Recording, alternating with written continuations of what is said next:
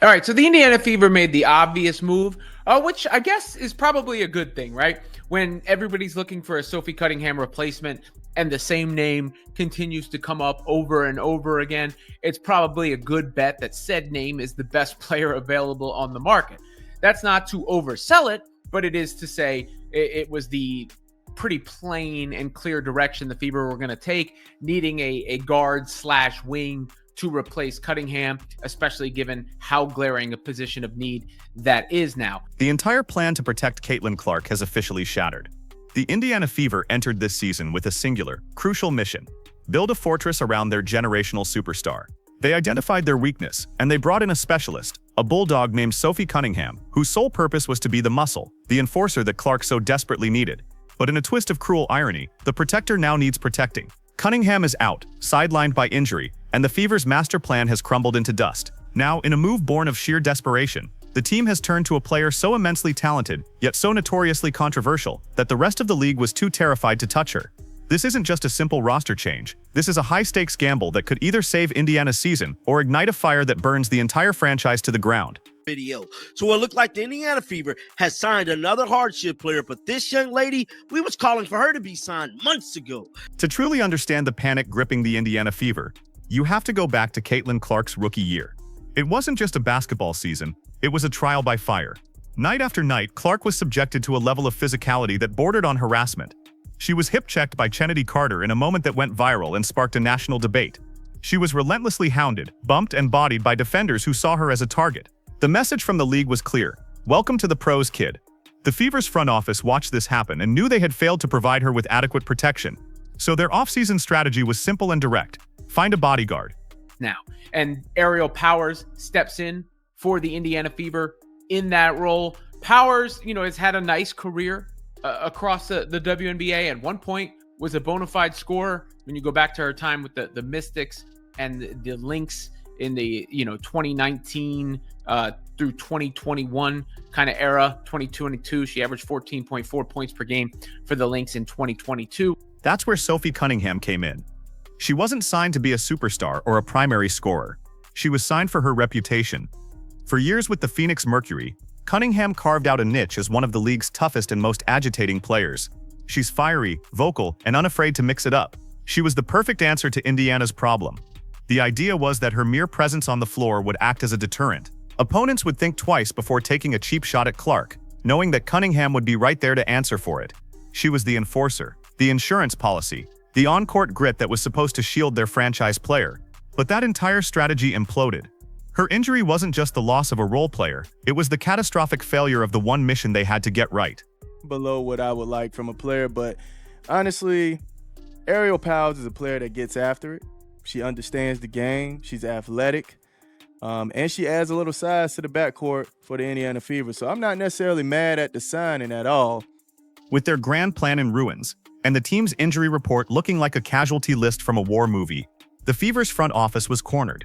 Their season was already teetering on the brink, and the weight of carrying a franchise was visibly wearing on Caitlin Clark. They had to do something, so they made a phone call that sent shockwaves through the WNBA community. They reached out to the single most talented free agent sitting on the market, Aerial Powers. On the surface, it's a stroke of genius. Powers is a former 5th overall draft pick, a proven scorer in this league, and most importantly, a WNBA champion who knows what it takes to win at the highest level. She has the exact offensive firepower needed to take the immense pressure off Clark's shoulders. But her availability immediately raised a terrifying question that echoed in front offices across the league. If Aerial Powers is truly that good, why was she sitting at home in the first place? The answer to that question reveals the shocking risk the Fever are taking. Aerial Powers is the biggest name that's available. She is the biggest name that's available. She's somebody that has had good years in her career. Like in 2022, she averaged 14.5 points per game. In the Wubble, she averaged 16.3 in the game she played. She averaged 13.4 for the Lynx. And then she averaged 5 points a game for the Lynx in 2023. Averaged 8 points a game for the Atlanta Dream, but nobody wants her. What is the issue with Aerial Powers in general? It seems to be an attitude issue. It seems to be a willingness to win. It's never been a talent issue with Aerial Powers. She's a serious player. To understand the gamble Indiana just made, you have to understand the two completely different versions of Aerial Powers. First, there's the star. The player who was a key contributor on the 2019 Washington Mystics championship team, playing alongside legends like Elena Delle Donne. The player who then went into the 2020 Wubble season and absolutely exploded, averaging over 16 points per game and looking like one of the most unstoppable offensive forces in the entire league. Her game was polished. She could get to the rim at will, create her own shot off the dribble, and hit from deep. That wasn't a fluke either.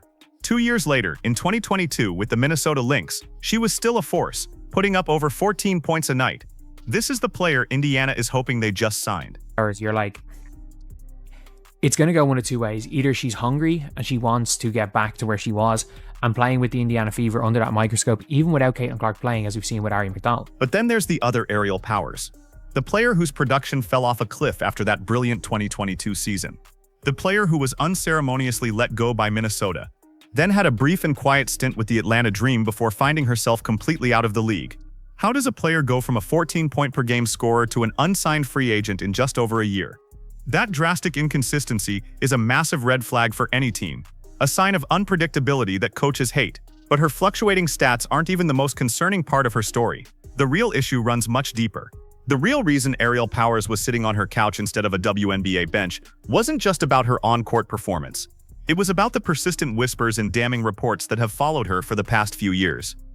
The drama reportedly reached a boiling point during her time in Minnesota.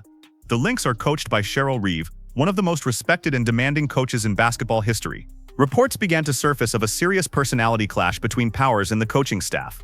The word uncoachable started being thrown around. There were whispers of friction with teammates and a general belief that she was a disruptive presence in the locker room. She was unofficially stamped with the attitude problem label, a reputation that is practically a death sentence in a league as small and tight-knit as the WNBA. Word travels fast and GMs talk. Whether the accusations were entirely fair or not, the perception became the reality. She was seen as a talent with too much baggage. Team after team looked at her skill set, then looked at the potential for drama, and decided the risk was too high. The potential for her to poison a locker room outweighed her ability to score points. Every other team in the league passed on her. But the Indiana Fever are no longer in a position to be picky. They are so desperate, they're willing to ignore the blaring warning signs that everyone else saw. And this all comes back to one person, Caitlin Clark. For her, Aerial Powers represents both a potential savior and a ticking time bomb. Let's start with the best-case scenario. Offensively, Powers is a dream come true for Clark. For 2 seasons, defenses have had the luxury of loading up on Clark, sending double and even triple teams her way, knowing that no one else on the Fever roster could consistently create their own shot. Powers changes that dynamic instantly. Her ability to drive to the basket and score forces defenses to stay honest. They can no longer leave another player to go trap Clark. This would give Clark the one thing she's never had in her pro career, space. It could unlock a whole new level for her and for the entire Indiana offense. But then there's the worst-case scenario, and it's a nightmare. Caitlin Clark is the undisputed leader of this team. The franchise, the culture, and the locker room are being built around her. The absolute last thing she needs is a veteran player coming in with a history of challenging coaches and creating friction. A disgruntled player can become a cancer in a locker room, pouting over playing time, taking selfish shots, or questioning the game plan behind closed doors can erode team chemistry faster than anything else. The Fever tried to solve the problem of protecting Clark physically, but in doing so, they may have just exposed her to a much more insidious threat from within their own locker room. What makes this entire situation even more dramatic are the immediate and intense stakes for Aerial Powers herself. She wasn't signed to a comfortable, guaranteed contract for the rest of the season. She was brought in on a 7-day hardship exception. It is the shortest, most unstable, most precarious contract a player can get in the WNBA. This is not a comeback story yet.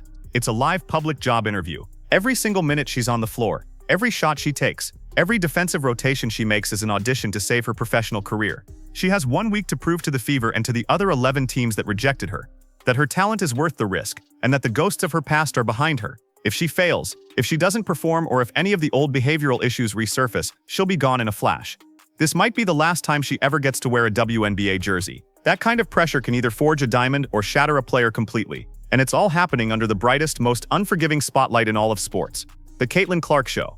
Every move she makes will be analyzed and dissected by millions, not just for its impact on the game, but for its impact on the league's biggest star. The reaction from the fan base has been pure, unadulterated chaos. Fever Twitter immediately split into warring factions. One camp celebrated the signing, arguing that they had been screaming for the front office to sign Powers for months. To them, she was the best available talent, and it was foolish to let her sit at home over unsubstantiated rumors. Another camp reacted with immediate dread, predicting locker room implosions and seeing this as a panic move that would only lead to more drama. And a third, perhaps the most cynical group, simply shrugged, saying at least it was a player they had heard of, a sign that the front office was trying something, anything, to stop the bleeding. The Indiana Fever were backed into a corner, with their season hanging by a thread. Their carefully constructed plan to protect their superstar had failed miserably, leaving them exposed and vulnerable. So they made a move born of utter desperation, replacing their fallen enforcer with one of the most polarizing and enigmatic talents in recent memory. They are betting everything on the hope that Aerial Powers is hungry, humbled, and ready to resurrect her career by becoming the perfect sidekick for Caitlin Clark. But if the whispers that chased her out of the league are true, they may have just invited a wolf into the henhouse. This is more than just a signing. It's a season-defining and potentially franchise-altering gamble that will either be remembered as a stroke of genius or a catastrophic mistake that derailed the Caitlin Clark era before it ever truly began. The clock is ticking, and the whole world is watching.